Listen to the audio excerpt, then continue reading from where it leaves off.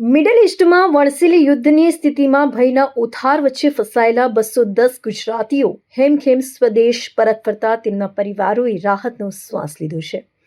આ વતન વાપસી દરમિયાન એરપોર્ટ અને રેલવે સ્ટેશન પર સ્વજનો સાથે મિલન થતા અત્યંત ભાવુક દ્રશ્યો સર્જાયા હતા।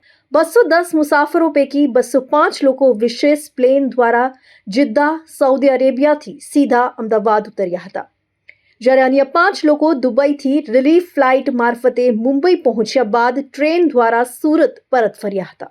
મહિનાઓ સુધી અસુરક્ષિત માહોલમાં રહ્યા બાદ પોતાના વતનની સુરક્ષિત ધરતી પર પગ મૂકતા જ અનેક લોકોની આંખોમાં હર્ષના આંસુ આવી ગયા હતા। સ્વદેશમાં ઉતરતાની સાથે તેમના પરિવારો તેમના માટે મોટા પાયે સ્વાગત માટે ઊભા હતા। ફૂલહારથી તેમનું સ્વાગત કરાયું હતું, તેમજ માતા પિતા અને બાળકો એકબીજાને ભેટતા આંખમાંથી આંસુ છલકાયા હતા। પોતાના સ્વજનો હેમખેમ સ્વદેશ આવતા યાત્રાળુ તેમજ તેમના સ્વજનોએ ભારત સરકાર, સ્થાનિક ધારાસભ્ય, હજ કમિટી વગેરેનો આભાર માન્યો હતો।